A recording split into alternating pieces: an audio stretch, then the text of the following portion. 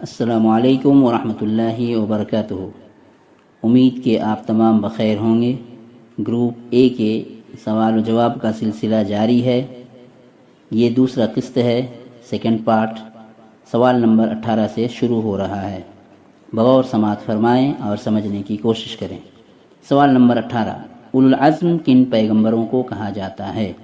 اولو العزم کن پیغمبروں کو کہا جاتا ہے؟ جواب، اولو العزم 5 پیغمبروں کے لیے بولا جاتا ہے۔ حضرت نوح علیہ السلام، حضرت ابراہیم علیہ السلام، حضرت موسیٰ علیہ السلام، حضرت عیسیٰ علیہ السلام اور حضرت محمد صلی اللہ علیہ وسلم۔ اولو العزم یعنی یہ 5 انبیاء یا پیغمبر جو بہت مشہور ہیں اور اللہ کے نزدیک برگزیدہ پیغمبروں میں شمار ہیں۔ ایسے سارے پیغمبر ان کی رتبہ بہت اونچا ہے، لیکن ان میں سے بھی کچھ ایسے پیغمبر ہیں جن کے تعلق سے اولو العزم کہا گیا ہے اور قرآن مجید میں بھی ان کا تذکرہ آیا ہے۔ تو بہرحال آپ کو یاد رکھنا ہے کہ اولو العزم 5 پیغمبر ہیں اور ان کے نام اس طرح کے آڈیو میں بتایا گیا۔ سوال نمبر 19، آخرت کیا ہے؟ جواب، یہ دنیا جس میں ہم رہتے ہیں یہ ہمیشہ قائم رہنے والی نہیں ہے، بلکہ اس کے مقابلہ میں ایک دوسری دنیا ہے جس کو ہمیشگی ہے اور کبھی ختم نہیں ہوگی، اسی کو آخرت کہتے ہیں۔ دراصل یہ دنیا کی اپوزٹ ہے، یعنی اس کی ضد ہے۔ دنیا اور آخرت، دنیاوی زندگی جس میں ہم پیدا ہونے سے لے کر اپنی پورے عمر گزار کر موت تک، اور موت ہونے کے بعد یہاں سے آدمی رخصت ہوتا ہے اور وہی آخرت کی زندگی وہیں سے شروع ہوتی ہے۔ لہٰذا دنیاوی زندگی تو یہ ہمیشگی زندگی نہیں ہے۔ جیسے کہ آپ سب جانتے ہیں، دیکھتے ہیں کہ یہاں پہ لوگ روزانہ انتقال ہوتے ہیں، ان کو ہم لے کر قبرستان جاتے ہیں، جنازہ پڑھنے کے بعد ان کو ہم قبر میں دفن کرتے ہیں اور ہم وہاں سے واپس ہو جاتے ہیں۔ تو یہ زندگی انسان کی ہے۔ ہر آدمی کو اللہ تعالیٰ نے جتنا عمر دیا ہے اتنی عمر وہ دنیا میں گزار کر اب یہاں سے وہ رخصت ہوتا ہے دوسری دنیا کے لیے، جس کو آخرت کہا جاتا ہے، جو ہمیشگی والی زندگی ہے، یعنی وہ کبھی ختم نہ ہونے والی زندگی ہے۔ اس کے بعد انسان دنیا میں دوبارہ نہیں لوٹے گا اور اس کو ہمیشہ آخرت میں ہی رہے گا، اور اس کے نیکی اور برائی کے اعتبار سے اس کو جزا اور سزا بھی ہوگا۔ اگر اس کی نیکیاں زیادہ ہے، نیکیاں اس کے پاس زیادہ ہے تو وہ جنت کا مستحق ہوگا، اور اگر برائیاں زیادہ ہے تو پھر وہ جہنم کا مستحق ہوگا۔ اس لیے ہمیں اس بات کو اس سے پتہ چلتا ہے کہ ہم دنیاوی زندگی کو یعنی اس طرح سے گزاریں کہ ہماری آخرت ٹھیک ٹھاک ہو جائے، اچھا ہو جائے اور ہم جنت کے مستحق ہو جائیں۔ اس کے لیے ضروری یہ ہے کہ دنیا میں ہم برائی سے بچیں، برائی سے رکے، برے کام سے بچیں، غلط کام کو انجام نہ دیں، خراب کاموں سے اپنے آپ کو دور رکھیں، غلط چیزوں کو دیکھنے سے، غلط چیزوں کو سننے سے، غلط چیزوں کی طرف جانے سے اپنے آپ کو بچائے، اپنی زبان کو گالی گلوز سے بچائے، اپنی زبان سے کسی کو تکلیف نہ دے، اپنے ہاتھوں سے کسی کو تکلیف نہ دے اور کسی کے بارے میں برا نہ سمجھے۔ یہ ساری چیزیں ہیں، اگر ہم اس سے بچتے ہیں، اس کے ساتھ ساتھ جو اللہ تعالیٰ نے حکم دیا ہمیں کرنے کے لیے، جیسے نماز پڑھنا، روزہ رکھنا، اور اگر استطاعت ہے تو حج کرنا، اور اگر مال ہے تو زکوٰۃ ادا کرنا، اس کے ساتھ ساتھ سچ بولنا، اور اسی طرح سے ماں باپ کی خدمت کرنا، اور بڑوں کی عزت کرنا، اور چھوٹوں پہ شفقت و محبت کرنا، اور سچ کو لازم پکڑنا، اس طرح کے ساری اچھائیوں کو اپنانی چاہیے، تاکہ دنیاوی زندگی میں ہم جتنا اچھا کریں گے آخرت میں ہمیں اتنا فائدہ دے گا۔ لہٰذا اس سے بہت بڑی بات یہ ہے، کیونکہ آخرت کی زندگی بہت مشکل والی زندگی ہے ان لوگوں کے لیے جو لوگ دنیا میں برائی کرتے ہیں، اور جو لوگ دنیا میں بھلائی کا کام کرتے ہیں، اچھا کام کرتے ہیں، نمازوں کی پابندی کرتے ہیں، ان کے لیے آخرت میں تو بہت ہی عیش و آرام ہے۔ اللہ تعالیٰ ان کے لیے جنت کو خوبصورت بنا کر رکھا ہے، جس میں وہ ہمیشہ ہمیش رہیں گے اور کبھی اس سے نکلنے والے نہیں ہیں۔ اور ایسے اللہ تعالیٰ نے جنت کو ایسا بنایا ہے کہ گویا کہ ہم اس کے تعلق سے سوچ بھی نہیں سکتے ہیں کہ اللہ تعالیٰ کتنے اچھے انداز میں جنت کو بنایا ہے، کس کے لیے؟ اپنے مومن بندوں اور بندیوں کے لیے۔ لہٰذا ہمیں چاہیے کہ ہم کیا کریں؟ آخرت کی تیاری کریں اور کبھی بھی نماز وغیرہ سے روگردانی نہ کرے، بلکہ نماز پڑھے۔ ایسا نہ ہو کہ اگر ہماری دنیا میں اگر ہم غلط کام کرتے ہیں اور اچھائی سے دور رہتے ہیں تو پھر ایسا ہوگا کہ ہم اللہ نہ کرے کہ پھر جہنم ہمارا ٹھکانہ ہوگا، جو بہت ہی برا ٹھکانہ، بہت برا ٹھکانہ ہے، جس میں عذاب ہی عذاب ہے، آگ کا عذاب، سانپ کا عذاب، بچھو کا عذاب، طرح طرح کے عذاب ہے۔ اللہ تعالیٰ ہمیں ان سے بچائے، ہمیں اللہ تعالیٰ جنت نصیب کرے اور جہنم سے بچائے۔ اگلا سوال نمبر 20، قیامت کے دن لوگ کس حالت میں اٹھائے جائیں گے؟ جواب، قیامت کے دن لوگ ننگے بدن، ننگے پیر اٹھائے جائیں گے، یعنی جس طرح سے ہم دنیاوی زندگی میں لباس پہنتے ہیں، لیکن مرنے کے بعد قبر میں جب آدمی جاتا ہے اور جب قیامت قائم ہوگی، جب قبر سے سب اٹھیں گے تو ان کے جسم میں ایک بھی کپڑا نہیں رہے گا اور نہ پیر میں چپل جوتا وغیرہ رہے گا، بلکہ ننگے بدن رہیں گے، یعنی بدن پورا کپڑوں سے خالی رہے گا اور پیر میں کوئی جوتا چپل بھی نہیں رہے گا۔ اس کے تعلق سے آگے بھی میں نے بتایا۔ سوال نمبر 11، حوض کوثر کیا ہے؟ حوض کہتے ہیں جس میں پانی وغیرہ رکھتے ہیں۔ جواب، یہ ایک بڑا حوض ہے، پل صراط سے پہلے واقع ہے۔ اس حوض میں جنت کے دریائے کوثر سے پانی آئے گا جو دودھ سے زیادہ سفید، شہد سے زیادہ میٹھا، برف سے زیادہ ٹھنڈا اور مشک وغیرہ سے زیادہ خوشبودار ہوگا۔ اس کی لمبائی اور چوڑائی برابر ہوگی اور یہ اتنا لمبا اور چوڑا ہوگا کہ ایک سرے سے یعنی ایک طرف سے دوسرے سرے تک یعنی دوسری طرف پہنچنے کے لیے 1 ماہ یعنی 1 مہینے کی مدت درکار ہوگی، 1 مہینے کی مسافت وقت لگے گا۔ جو شخص بھی اس پانی کو پیے گا وہ پھر کبھی پیاسا نہیں ہوگا۔ بہت بڑی بات ہے۔ دیکھیے، حوض کوثر کس کو نصیب ہوگا؟ صرف مومنوں کو نصیب ہوگا، جو لوگ جن سے اللہ تعالیٰ راضی ہوگا۔ کافروں کو نصیب نہیں ہوگا، یا جو بہت گناہ گار ہوں گے اور شرک وغیرہ کرتے ہوں گے ان کو بھی نصیب نہیں ہوگا۔ اللہ عالم۔ بہرحال یہ لوگوں کے لیے اس کی صفات بیان کی گئی کہ بہت ہی خوبصورت، بہت ہی میٹھا، بہت ہی ٹھنڈا اور بہت ہی اچھا پانی ہے، جو ایک بار ایک انسان اگر پی لے تو پھر وہ قیامت کی ان سختیوں کے دن میں بھی اس کو پیاس نہیں لگے گی، جہاں پہ لوگ پیاسا ہوں گے، پریشان ہوں گے، سورج ساوا نیچے پہ ہوگا، سر کے سامنے ہوگا اور آدمی اپنے اپنے اعمال کے مطابق پسینے میں ڈوبے ہوئے ہوں گے۔ اگر کسی کو اس کو نصیب ہو جائے تو پھر سمجھیے کہ وہ اس کے لیے کوئی قسم کی پریشانی نہیں ہوگی، کوئی قسم کی پیاس نہیں لگے گی۔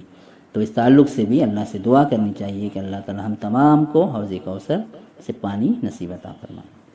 اگلا سوال نمبر 22، قیامت کے دن سب سے پہلے کس کو بلایا جائے گا اور سب سے پہلے کس امت سے حساب لیا جائے گا؟ جواب، قیامت کے دن سب سے پہلے حضرت آدم علیہ السلام کو بلایا جائے گا اور سب سے پہلے امت محمدیہ کا حساب لیا جائے گا، یعنی بلانے کے اعتبار سے حضرت آدم علیہ السلام کو اور حساب لینے کے اعتبار سے امت محمدیہ، یعنی محمد صلی اللہ علیہ وسلم کے امت جو ہم ہیں، یعنی ہم لوگ، ہم سب آپ صلی اللہ علیہ وسلم کی امتی ہیں۔ سب سے پہلے سوال و جواب ہمیں سے ہوگا۔ سوال نمبر 23، قیامت کے دن سب سے پہلے کس چیز کا حساب لیا جائے گا؟ جواب، قیامت کے دن حقوق اللہ میں سے سب سے پہلے نماز اور حقوق العباد میں سے سب سے پہلے خون کا حساب لیا جائے گا۔ کیا مطلب ہے اس کا؟ یعنی حقوق اللہ سے مراد اللہ کے جو حقوق بندوں پہ ہے، جیسے نماز، روزہ، حج، زکوٰۃ وغیرہ وغیرہ، تو ان چیزوں کے تعلق سے سب سے پہلے اللہ تعالیٰ نماز کے تعلق سے سوال کرے گا کہ وہ نماز پڑھتے تھے یا نہیں، نماز کی پابندی کرتے تھے یا نہیں۔ اگر نماز کی پابندی کر لے تو یقیناً اس کے لیے کامیاب ہوگا۔ یہ حقوق اللہ کہتے ہیں۔ حقوق العباد یعنی بندوں کے تعلق سے جو ہمارا کیا ہوتا ہے، ان سے جو بندوں سے جو ہمارا تال میل ہوتا ہے یا ان سے جو تعلقات ہوتے ہیں، تو سب سے پہلے خون کا حساب لیا جائے گا، یعنی اگر کوئی کسی کا ناحق قتل کر دیا ہوگا، کوئی کسی کا ناحق خون بہایا ہوگا تو اس تعلق سے اس سے سوال کیا جائے گا۔ سوال نمبر 24، کیا تقدیر پر ایمان لائے بغیر کوئی شخص مومن ہو سکتا ہے؟ نہیں ہو سکتا ہے۔ جواب، نہیں، تقدیر پر ایمان لائے بغیر کوئی شخص مومن نہیں ہو سکتا ہے۔ یعنی تقدیر سے مراد یہ ہے کہ جو اللہ تعالیٰ ہماری قسمت میں لکھ دیا، ہماری تقدیر میں لکھ دیا ہے، ہمیں اس پہ ایمان لانا لازمی ہے، ضروری ہے، تبھی جا کر ہم کیا ہو سکتے ہیں، مومن ہوں گے، ورنہ ہم مومن نہیں ہوں گے۔ اور یہ ارکان ایمان میں سے شامل ہے کہ ارکان ایمان میں بتایا گیا کہ تقدیر پہ ایمان لانا ایمان کا ایک جز ہے۔ سوال نمبر 25، قرآن مجید کس کی کتاب ہے؟ جواب، قرآن مجید اللہ کی کتاب ہے۔ بسا اوقات ایسا ہوتا ہے کہ کوئی کبھی یا کچھ بچے نادانی کے طور پر یہ سمجھتے ہیں کہ قرآن مجید اللہ کے رسول کی کتاب ہے، کیونکہ اللہ کے رسول پہ نازل ہوئی تھی، لہٰذا قرآن مجید اللہ کی کتاب ہے، ہاں نازل کس پہ ہوئی؟ اللہ کے رسول پہ نازل ہوئی. یہ اللہ کے رسول کی کتاب نہیں بلکہ اللہ کے رسول صلی اللہ علیہ وسلم پہ نازل ہوئی ہے، لیکن کتاب اللہ تعالیٰ کی ہے. سوال نمبر 26، قرآن مجید کس پر نازل ہوا؟ یعنی کس نبی پر؟ جواب، قرآن مجید محمد صلی اللہ علیہ وسلم پر نازل ہوا. سوال نمبر 27، قرآن مجید میں کتنے پارے ہیں؟ جواب، قرآن مجید میں 30 پارے ہیں. ہم سب جانتے ہیں قرآن مجید میں 30 پارے ہیں. سوال نمبر 28، قرآن مجید میں کتنی سورتیں اور کتنی منزلیں ہیں؟ قرآن مجید میں 114 سورتیں ہیں اور 7 منزلیں ہیں. سورت کس کو کہتے ہیں؟ یعنی جیسے سورہ فاتحہ، سورہ بقرہ، سورہ آل عمران وغیرہ یہاں سے لے کر سورہ ناس تک کل کتنے ہوئے؟ 114 سورتیں. 7 منزل کہتے ہیں قرآن مجید کو 7 خانوں میں تقسیم کر دیا گیا ہے، بانٹ دیا گیا ہے کہ ایک منزل یہاں سے یہ پارے سے یہ پارے تک، دوسرا وہاں سے وہاں، اس طرح سے 7 حصوں میں تقسیم کیا گیا ہے. اب قرآن مجید کی صفحہ کے سب سے آخری میں اس چیز کو پائیں گے، منزل لکھا ہوا رہے گا. جیسے کہ قرآن مجید کا پہلا منزل یعنی شروع سے لے کر جو شروع سے ہوا ہے اس کا منزل ہے، وہاں سے لے کر ایک منزل کہاں تک گیا ہے؟ دیکھیے آپ، ہمارے پاس جو ہے منزل کے تعلق سے ایک یعنی شروع سے لے کر سورہ معاہدہ کے ختم ہونے تک یہاں سے شروع ہوا ہے. سورہ معاہدہ یعنی 6 پارے کی سورہ ہے، وہاں تک ختم، وہاں تک ایک منزل، وہاں سے دوسرا شروع ہوا ہے. تو آپ خود ہی اس کو دیکھیں گے کہ کہاں سے کہاں تک ایک منزل، دوسرا منزل، تیسرا منزل ہے، آپ اس کو پالیں گے انشاءاللہ. سوال نمبر 29، قرآن مجید میں کتنی سورتیں مکی اور کتنی مدنی ہیں؟ قرآن مجید میں 86 سورتیں مکی یعنی 86 سورتیں مکی اور 28 یعنی 28 سورتیں مدنی ہیں. مکی صورتیں وہ ہیں جو ہجرت سے پہلے نازل ہوئی ہے اور مدنی صورتیں وہ ہے جو ہجرت کے بعد نازل ہوئی ہے. اس میں جو لکھا ہوا ہے کہ جو ہجرت سے پہلے مکہ میں نازل ہوئی اور مدنی صورتیں وہ ہیں جو مدینہ میں نازل ہوئی ہیں. تو دراصل یہ اصل ایسا ہے کہ مکی صورتیں ہجرت اللہ کے رسول صلی اللہ علیہ وسلم کی نبوت سے لے کر ہجرت تک، ہجرت کرنے سے پہلے تک جو صورتیں نازل ہوئی ہے، چاہے کہیں پر بھی نازل ہو، مکہ میں ہو، مکہ کے اطراف میں ہو، اس کو مکی صورت کہتے ہیں. اور مدنی سورہ یعنی مکہ کے بعد جب آپ صلی اللہ علیہ وسلم ہجرت کر کے مدینے کی طرف چلے گئے، اس کے بعد جتنی بھی صورتیں نازل ہوئی ہے اس کو ہم مدنی صورت کہیں گے. سوال نمبر 30، قرآن مجید کی صورتیں کون فرشتہ لے کر آتے تھے؟ تو حضرت جبریل علیہ السلام لے کر آیا کرتے تھے. سوال نمبر 31، قرآن مجید کی سب سے پہلی وحی کہاں نازل ہوئی؟ جواب، غار حرا میں. سورۃ العلق، اقرا بسم ربک الذی خلق جو سب سے پہلی آیت ہے. اس کی ابتدائی 5 آیات یعنی شروع کے 5 آیات، اقرا بسم ربک الذی خلق، خلق الانسان من علق، اقرا وربک الاکرم الذی علم بالقلم، علم الانسان ما لم یعلم. اس تعلق سے ہم جانتے ہیں اللہ کے رسول صلی اللہ علیہ وسلم غار حرا میں جا کر عبادت میں مصروف رہا کرتے تھے، مشغول رہا کرتے تھے. اسی درمیان ایک فرشتہ نے حضرت جبریل علیہ السلام آپ کے پاس آتے ہیں. اس کے پورے واقعہ آپ سب جانتے ہیں.